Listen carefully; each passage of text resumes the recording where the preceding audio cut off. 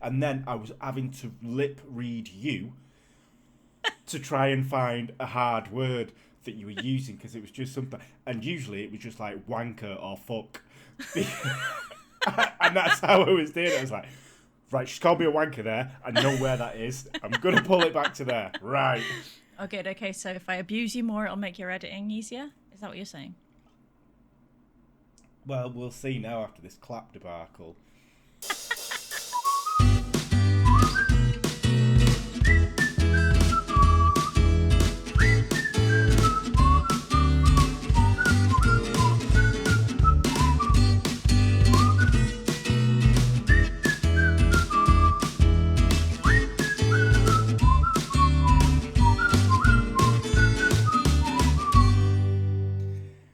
Hello and welcome all into the MO podcast. As always, you're here with me, Contumacious-Ann. And me, Atreya.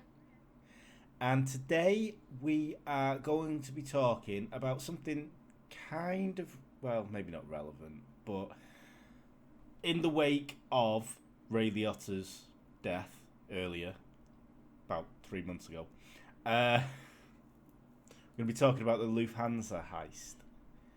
Oh, okay. Cool. Yeah. Yeah, so over the past few months, we've obviously lost Paulie Walnuts from The Sopranos, Paul Sorvino and Ray Liotta, and the two latter starred in the film Goodfellas. And part of the plot, one of the plots, or the subplot to that, was the Lufthansa Heist, which was... It was okay, it was one of the biggest heists in American history. But what's more interesting is the amount of dead bodies that heist accrued. So I'm sure most people, apart from Atreya, have seen Goodfellas because she's never seen a film in her life. I haven't actually seen Goodfellas. I know. Okay, I know I should see it. I know I should, but I haven't. I was too busy watching Stranger Things again. Sorry. Because they were out at the same time. So, Goodfellas is one of my favourite films, and it got me, even when I was a kid, it was just brilliant. And Ray Liotta's part, and even Paul Sorvino's part, was brilliant. Joe Pesci and Robert De Niro. I'm not going to wax lyrical about the acting in it, because it's not a film review, but... we shall talk about what went on with it. So, on December the 11th, 1978, an estimated $5.8 million was stolen from the Lufthansa cargo terminal at JFK Airport. And at the time, this made it the largest heist on US soil. And if we look at it in today's money, that heist would be worth $24.4 million. Yeah. And as another footnote, it was also one of the longest investigated crimes in US history, with the latest arrest being in 2014. So it ran and ran. I mean, we talked about MK Ultra, how long they ran. The FBI seemed to be following the CIA's lead in that. I mean, they're all cut from the same cloth, let's face it. Exactly. I mean, to be honest with you, it was an extortionate amount of money at the time, and I suppose with the death count that it tallied up, then it was worth an investigation, I suppose. But it was just the sheer bravado of what they did. So like I said, the money is a secondary thing to this, because the main talking point about the heist was the amount of murders that were associated with it. 10 people ended up dead after this heist. You don't normally get that in a heist. Murders. Exactly. I mean, they cut that out of Ocean's 11, didn't they? Oh, yeah.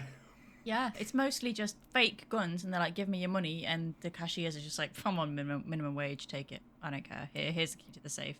Crack on. Like, mostly there's I don't think there's much need for murders during heists. Yeah. I mean, especially when you think about it, like, this was in 1978, so it was, for the younger people listening out there, you used to be able just to walk into an airport, like, and just walk around. You didn't even need to be getting on a flight. You could walk up to the gate at points. Do you know what I mean? You didn't need to go through all the security, queuing for 4 hours at fucking Schiphol Airport. Some of us have done that recently. Do you know, up north, I don't know whether it was maybe it's just a past time back in the day, but up north, my family used to take their kids, like my cousins and stuff, to the airport for a day out to walk around the airport and watch the planes. So there's a famous pub at the end of the runway at Manchester, and it used to be a famous pub. I've not been there for years and years and years, but we used to do that. We used to go to the pub, watch the planes take off and land, while my parents got ripped in the background. It was like... It's nuts, isn't it? The entertainment that our parents thought up for us back in the day. Yeah. Kids don't even know you're born. We loved it. Exactly. We didn't have these PS4s or whatever it is nowadays. iPads, woof. We used to watch Let's go to planes. the airport for a day out. Fill the car up. Let's go. They've brought along the sugar sandwiches. Yeah, they used to give us sugar sandwiches. When did you decide that was a good idea? Yeah. I mean, I never had this. I mean, we were poor as fuck, but I never had this. But there was a thing that was called a toast sandwich round our way. A toast sandwich? Yeah, it was a piece of toast between two slices of bread.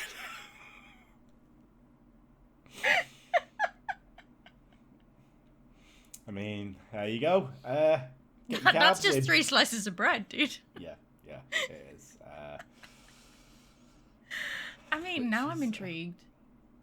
Now I kind of want a toast sandwich. I know, it piques your fancy, doesn't it? I mean, the crispiness in the middle. Yeah. It's not as good as a crisp sandwich. I don't like crisp sandwiches. They take you by surprise because the bread's so soft, but then you catch your top of your mouth on a corner of broken crisp. It's game over. It's not for me. Yeah, but before you put them in, you crush the crisps up into little dust bits, and then anyway. Nah, they play me unless I'm making a skips sandwich, and that's just going to be that's going to go mush. Oh yeah, that'll just stick to the roof of your jaw. I can't take anymore. What about a what's it sandwich? Is that too powdery? I think it'd be a bit of the same, wouldn't it? Really. But the nice, yeah, okay, maybe. Yeah, a bit of the same because it's like corn, isn't it? So it just stick to you. I mean, they're still better than crisp sandwiches. Yeah, okay, they can be brutal, but they're still better than sugar sandwiches. Come on. Yeah, indeed. That was, What was my auntie thinking? What was she thinking? Michelin star. She had her eyes on the prize. How do I even still have a full mouthful of teeth? That's what I don't understand. Very true, very true. But we digress. Sorry. So, now, just go through a little bit of history. I'm sure you all know. But, so this heist was planned by someone called Jimmy the Gent Burke. Now, he was an associated member of the Lucchese family. Now, the family was Italian mafia, was an American mafia family. Now, to be able to get into this family, you needed to have your father, he needed to have Italian heritage. And unfortunately, Jimmy the Gent was Irish, so he could never become a made member of the family. He was just an associate. So he was one of the most prolific robbers in mafia circles, and he got a lot of respect, but he was never a made man. So at the dawn of the 20th century, New York was a melting pot of cultures and creativity, and many of the immigrants they weren't really welcomed, so they kept to their own little microcosms, and most of the immigrants were relegated to the poorer areas. I mean, there was Hell's Kitchen, there was Little Odessa, there was Harlem, and Little Italy, and all these people that were living in these areas kind of kept to themselves, and they brought the rules back from their own countries, and they ran it within this area. So in Little Italy, one of the main money-making schemes was intimidation and protection rackets. So local hoodlums would go around and they'd knock on a shop door, and if it was an Italian person, they'd say, to operate in this area, you've got to pay us X amount of money. And they would, because it was the cost of doing business. And with that would come certain protection. So if other gangs tried to come into the area, like African-American gangs from Harlem or Irish gangs from over the water, if they tried to come into the area, they'd be chased out by the people that you're paying protection to. Now, not going to go into it too much, but there were 5 American Mafia families, and they started at the turn of the 20th century when all the Italian immigrants started to pour in. And they controlled mostly the dock areas, production and construction, and this was all basically centered around New York and mainly Manhattan. Now, the Lucchese family was one of the most powerful families. They were brought up as well alongside the Gambinos.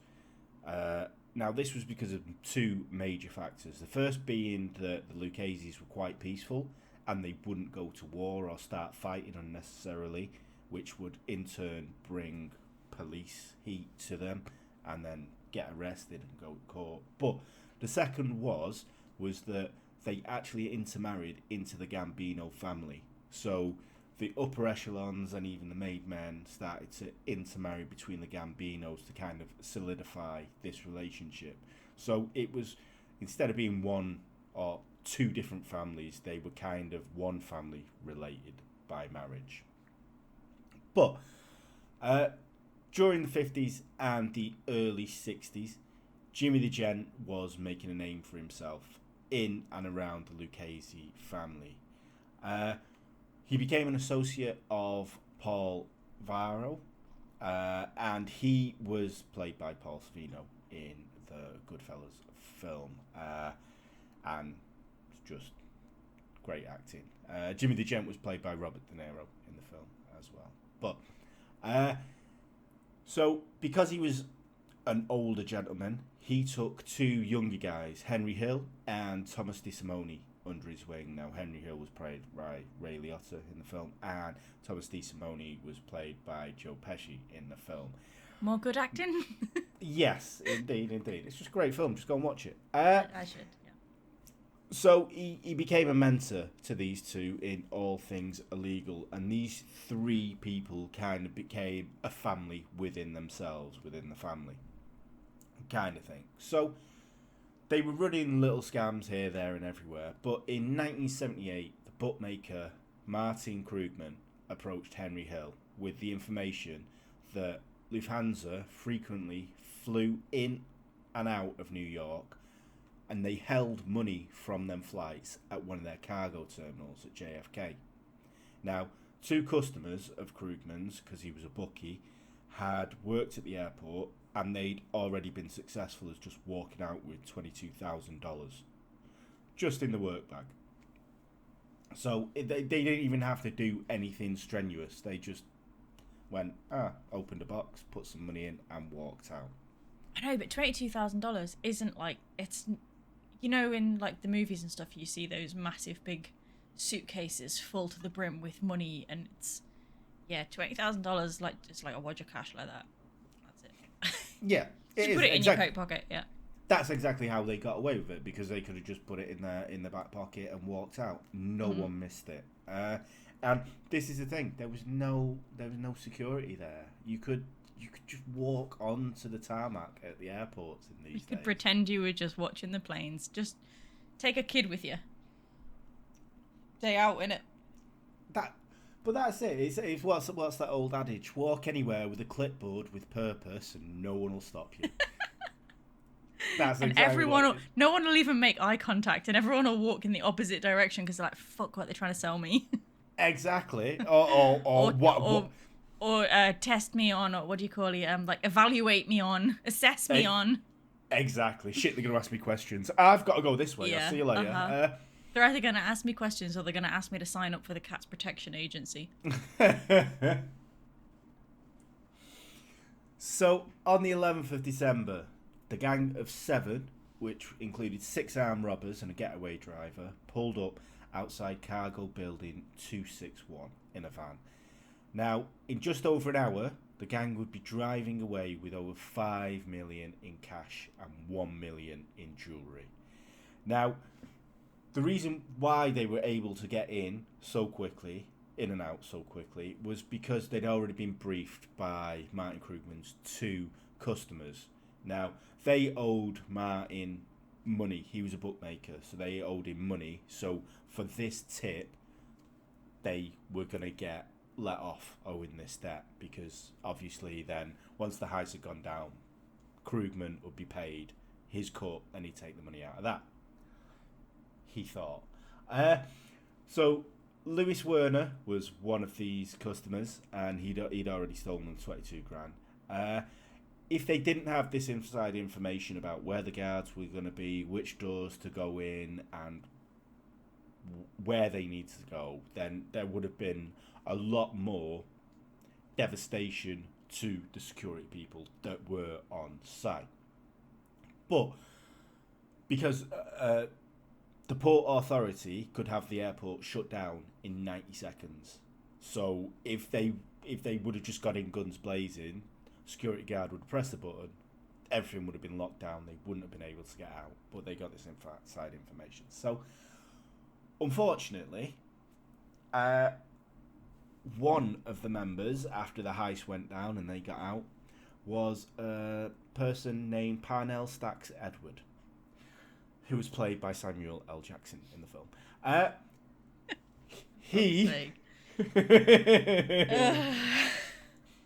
He was the person that was supposed to get rid of the getaway van.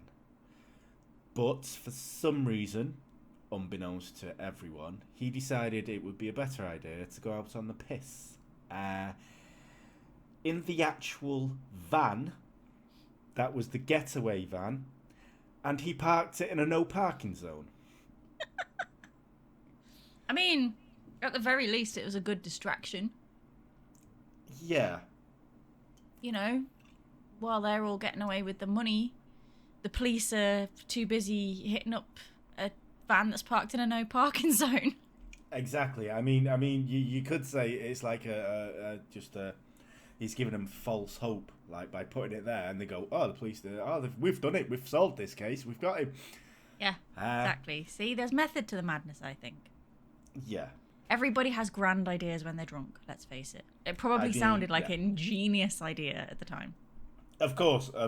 I mean, I've had some quality plans when I'm drunk, and then in the morning, looked at my DMs and gone, "Oh, shit."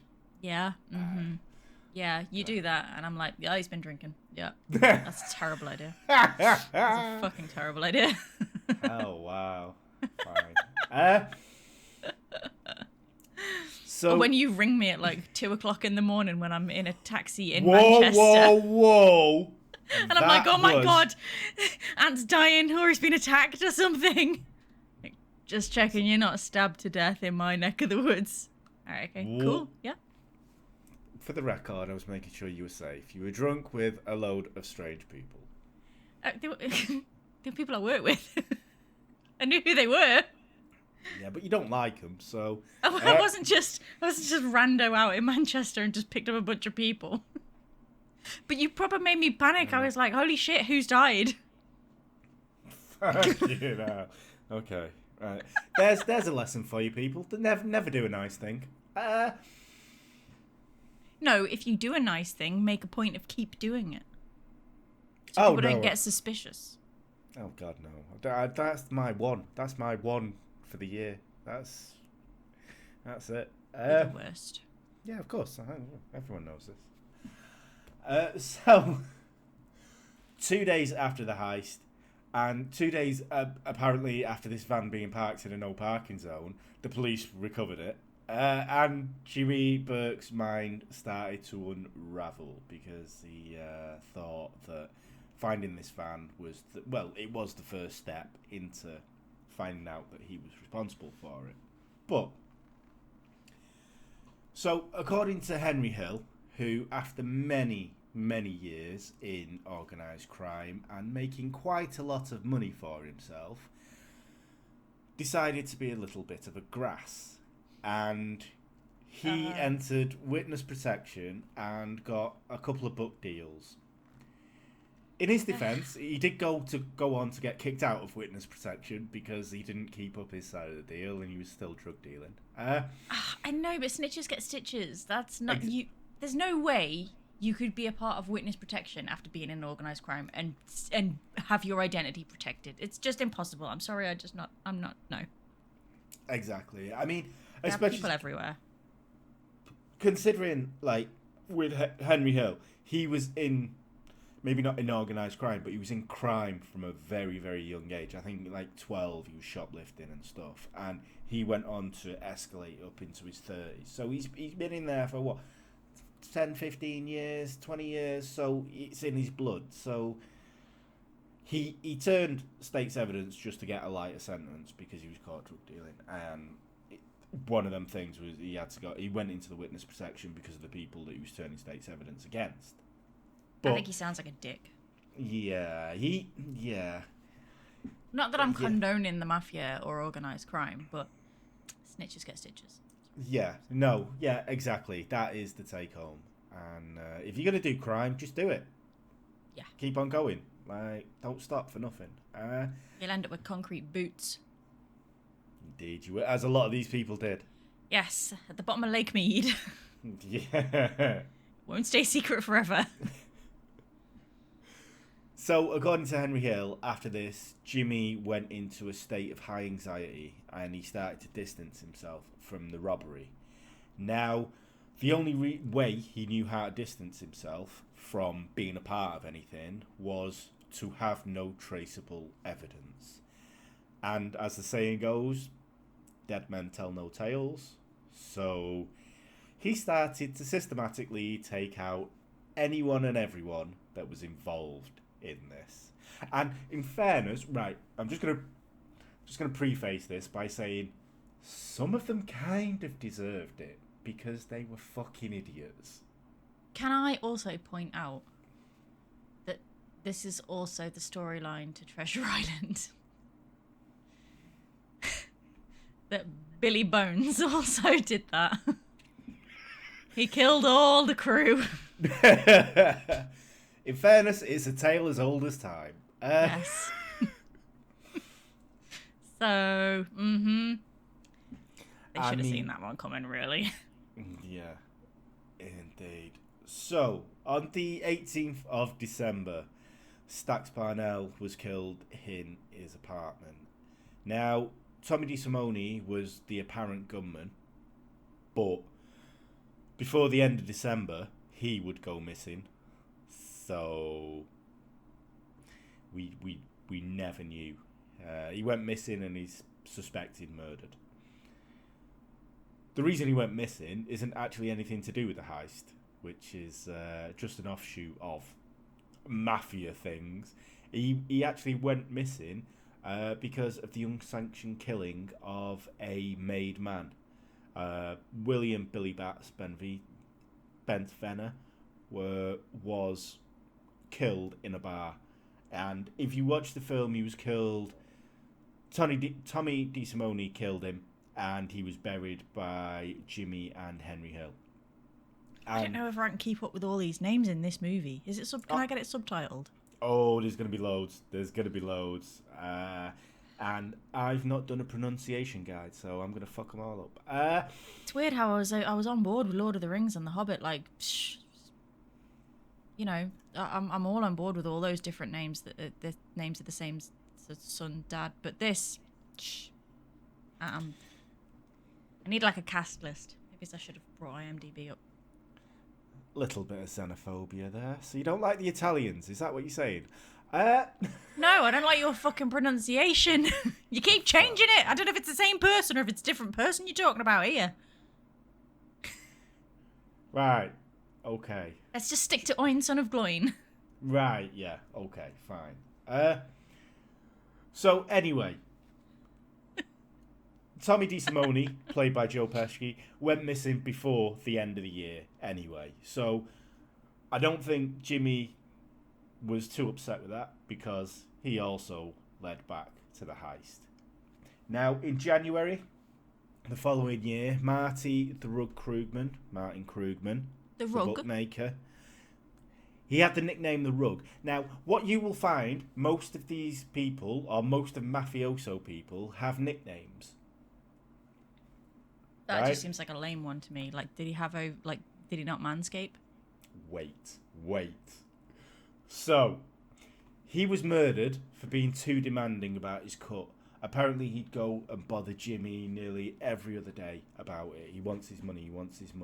But Jimmy wanted to sit on the money and not have anyone spend it and draw attention to the people that were involved in it. So Jimmy was saying, let's give it a year. We can all sit back, let this all blow over, and then spend it then.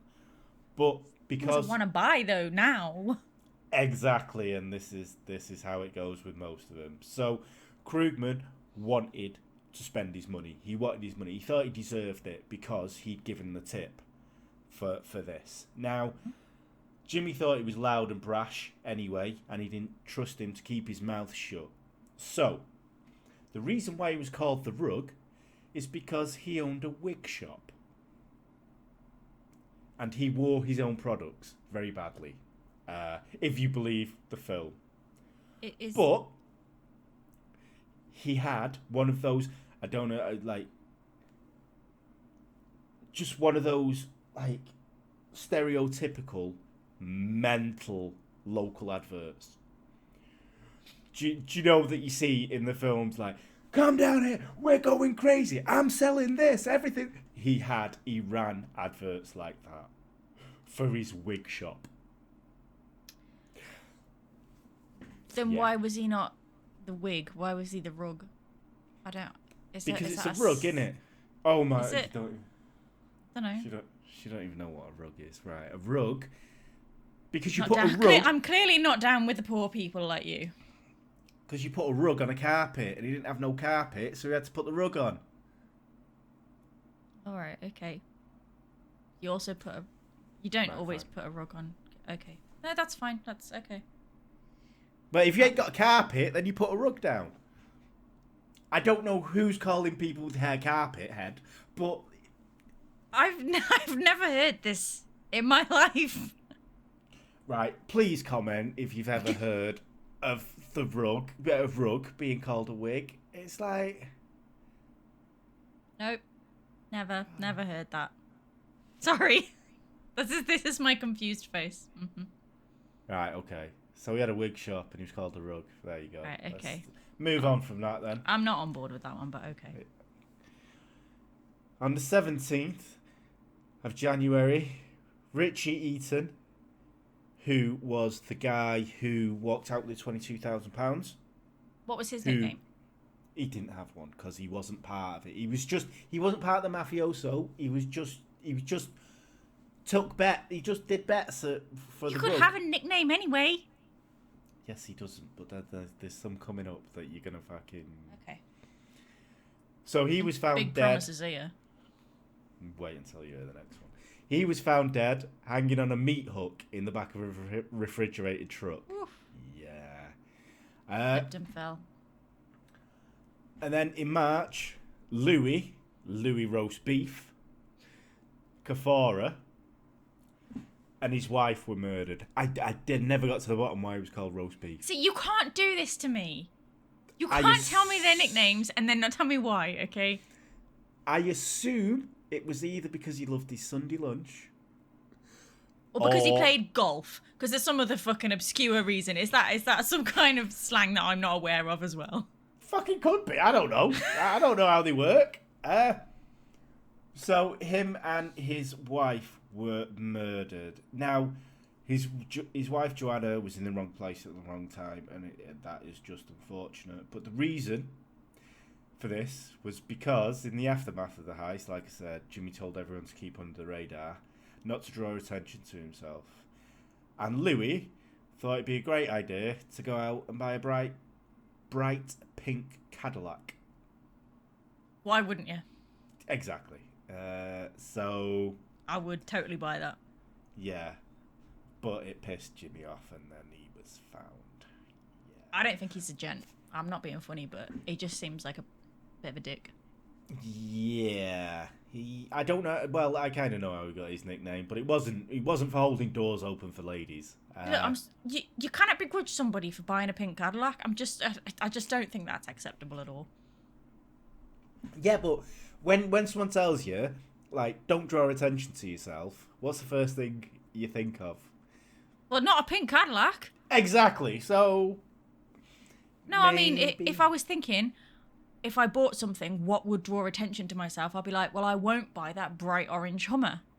Instead, I'll go for the sleek pink Cadillac that, you know, rappers going forward will forever hold dear. And they'll be cool. And they'll be hip. And I'll be the first person that's brought them in. But I'm not going to buy that Get Big Hummer. Because it's a Get Big thing, you know. That will draw attention to myself. I mean, again, it could be seen as a double bluff. You know, I've got this bright pink Cadillac, but I've got it legally. So he could say it's his girlfriend's if he was so pent up about it. Yeah, well, that's why she got murdered as well. I don't think anybody should be murdered for having a pink Cadillac. I just think it's outrageous.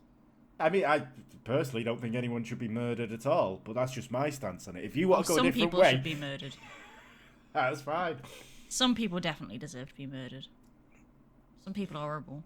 Yeah. But that's for another podcast episode. Like that woman that put cats in the bin, she deserves to be murdered. No, okay. no, I'm not budging with this one. Nah, this is... That's my stance. So Jimmy calmed down for a bit now, but in May he was back at it when on the 16th, Joseph Joe Buddha Manry and Robert Joe Frenchie Mahone, yeah. So I'm gonna guess Buddha is because he had a little bit of a belly. I don't think he was a Buddhist. I'm gonna 100% say I don't think he was a Buddhist, but I think he had a little bit of a belly and he looked like the aforementioned Buddha.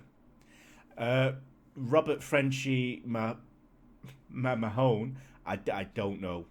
Because that surname is definitely not French.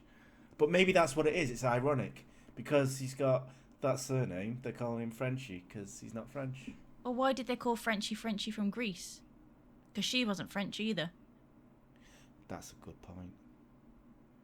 There's some deeper meaning to this that we're not aware of. Yeah. I was listening to the Grease soundtrack yesterday. In memory of... God rest her soul. R.I.P. Olivia Newton-John. And I did notice John Travolta was quick to come out and go, yeah, I had an affair with her. Of course you did, John. What? Of course you did, mate. Oh, come on. Of course you did. How's the heating in that closet, John? Come on. Allegedly. She wouldn't have stooped to that level. I know, you can only say it about dead people because everyone else is like, you can't say it about live people because they go, no, I fucking didn't. He was shagging.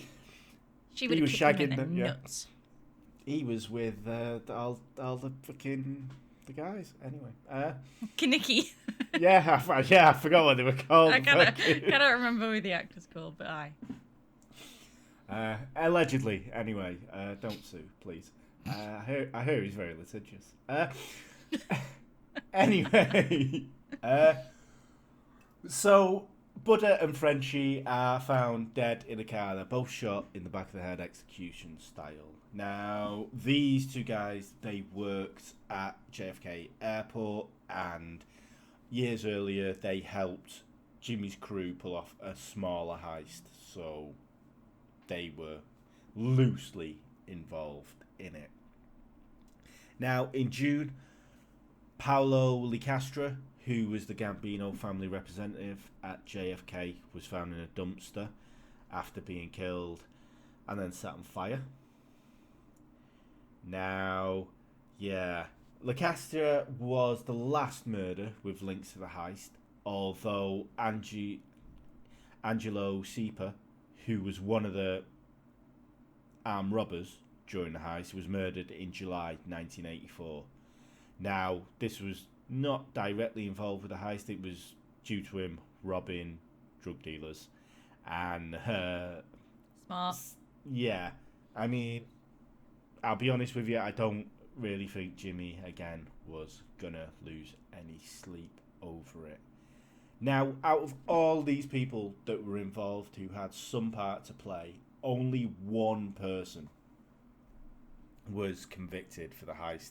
He was sentenced for 15 years for helping to plan the robbery, and that was Louis Werner, who was one of the inside guys who went to the rug with the plan. That seems like a long time for planning a heist. Exactly, and he didn't even plan it. All he did was go, security's over there, that door there, and that's it. It wasn't like... It seems a bit unfair. It wasn't like GTA, where they were hiring people. He was just like one of them guys who was just in the middle of it. So, Jimmy the Gent kind of walked away scot-free. Jimmy the Gent and Henry Hill walked away scot-free from this. And a few years later, Jimmy went on to take part in one of the biggest basketball scandals in America, which was the Boston College point-shaving scandal. So, him and a few others paid a load of basketball players who were at college to throw games, basically, so the gangsters could make money gambling on them. For this, he was jailed for 12 years, and while 12 years? Yeah. Wow. I mean, this was in part to Henry Hill's testimony, and while he was in prison, Henry Hill came clean about all the murders, and he got another 20 years while in prison. So, yeah, he didn't have a happy ending, and in 1996, he actually died of cancer while in prison. He could have had a worse ending. Indeed, he could have. I mean, it was one of them. He might have been safer in prison. Yeah. I mean, well, maybe not, because he wasn't trying to kill him, kind of thing. So, I think maybe somebody else might have stopped him. Like, yeah. You know, shivved him or something. I think everyone else was safer while he was in prison. But yeah, that's. I think it's one of the, and the only reason why I've talked about that is because of poor Ray Latoya, who's got a new film coming out very soon. I think he's one of his last films. With what, that lad, commission? With that lad from Kingsman, which you've probably not seen. Fucking not seen it. I can't believe this. Look, I may as well. You know what it is, right? Now I don't need to even see Goodfellas because I've seen Muppet Treasure Island. So. Yeah. Which also reminds me that it wasn't Billy Bones that killed his crew. It was Captain Flint, wasn't it? Billy was the only one that escaped. So my bad. Yeah. I did wonder when you said that, because, yeah. Oh, fuck off. You had no idea what I was even talking about. You cannot remember Treasure Island. Admit it. Do you know what? I was going to say I read Treasure Island recently, but I didn't. I read Treasure Island before Sea of Thieves came out. Just to get in the pirate headspace. Anyway. So, 8 years ago. Yeah. So you haven't fucking read it recently, have you? Yeah, well, I watched Muppet Treasure Island last week, man. Fucking hell, of course you did. Hey, Jesus. I love that movie. I'm not knocking it as a movie. It's a great movie. I'm just going to say, fucking Disney. If it's not Disney, you've not seen it. What's Prey out on at the minute? I can't remember whether it's Amazon Prime or Netflix. No, it's not. It's on fucking Disney. Is it? Oh, but I haven't seen that. Dave watched it on Friday without me, okay? Because I was too busy reading. Because I was reading the Bedtime Stories accompaniment book, which, by the way, is very good. Okay. And they've updated some of the cases, so. Okay, fine, fair enough. Sorry, I saw you mentioned it, so I thought you watched it, and I was like, No. it's on fucking Disney. Oh, you watching that house is Disney. I don't always watch Disney. I watch Stranger Things as well. And I watch lots of documentaries. I'm very, very, very highly into Josh Gates. I watch a lot of Expedition Unknown, and Expedition X, and anything really with Josh Gates. Very all about the documentaries. Seems just like one documentary there, but okay, fine. Yeah, I watch lots of different documentaries because National Geographic is now on Disney Plus as well, so there. Fine. Anything else come out on Discovery Plus, or am I still paying £5 a month for that for nothing? That's where all the Josh Gates stuff's on. So £5 for nothing then. Josh one fucking Gates. thing. You would probably like the Josh Gates stuff. It's good. Everything is Zach fucking Bilbo Baggins. Yeah, but the Ghost Adventures isn't back yet. So watch Josh, because Josh is actually like not paranormal. Like it's all history stuff. Fine. Because he's an adventurer. Yeah, I can imagine.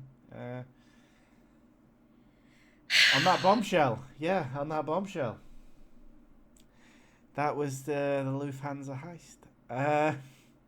And all the bodies that dropped around Jimmy Burke at the time. When you're a respectable pirate. That was from the Muppet Treasure Island, sorry. Yeah.